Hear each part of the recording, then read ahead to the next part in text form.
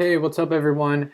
In this section, we're going to talk about the grid and typography, why designers use it, a brief history of the movements that brought the grid into design practice, the anatomy of a grid, and lastly, we're going to build our own modular grid in Illustrator.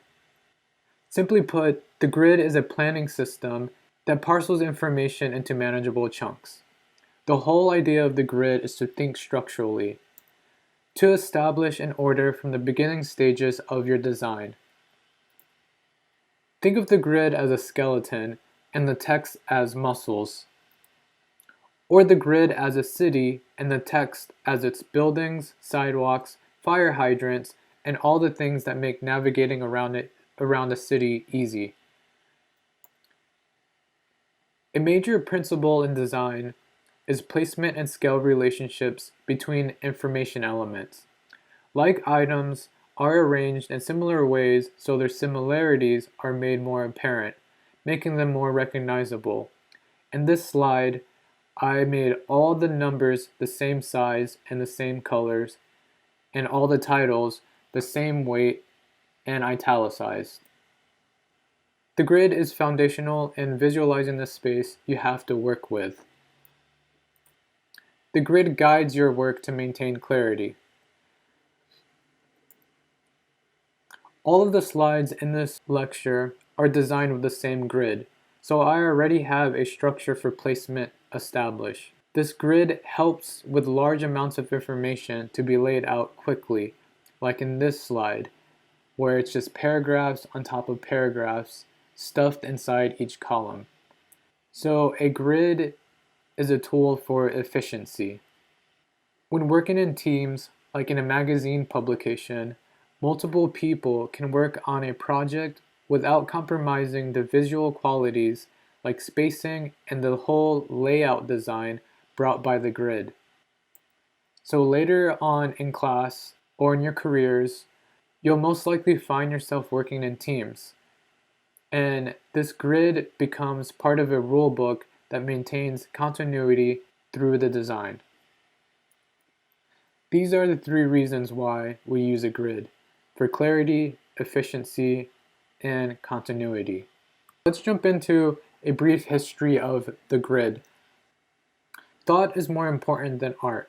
To revere art and have no understanding of the process that forces it into existence is finally not even to understand what art is. Amari Baraka. The rigid newspapers of the 19th century, seen on the left, is more or less where our story begins.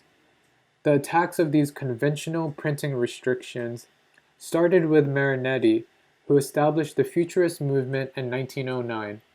Obsessed with speed, power, and war, the Futurists and another group of radicals, the Dadaists, both revolted against social political norms and aesthetically by giving an extreme range of text styles and chaotic sizes that would span across multiple rows on a page. The grid they were trying to overturn is still visible in their work, but it's a lot more dynamic than their newspapers of before. Constructivism is another important movement. They built on Futurist and Dada typography. Their goal was to emphasize the mechanics of the letterpress and unveil the rules within the print shops. Originating in the workers' state of the Soviet Union around 1920s, it makes sense that they would want to unmask the labor that went into their work and show the construction of their designs. The big name for designers to know is El Lizetzky. He designed these with the wild type influenced by the previous movements, but this time him and the constructivists added a touch of rationality with the text following the lines of the grid. We can't forget about Pete Mondrian's The Style paintings, or the Stil. The word looks like you would pronounce it the Stil, but I think it's pronounced the Style. Well, these paintings, with the simplest combination of straight and right angles, turned paintings into grids. They were clearly influential to the Dutch designers. Piet Zwart would make Mondrian's horizontals and verticals to slash away the curves in the alphabet and make his type mimic the grid. Then in Germany in 1928, all of these ideas of futurism, constructivism, and the style were made into the new typography book by Jans Tschicholz. Part of the large whole of the Bauhaus movement, the new typography became the guide for practical advice for commercial printers and designers. He advocated for discipline and order, but this time the grid would be more flexible and modular instead of the strict layouts of the late 19th century.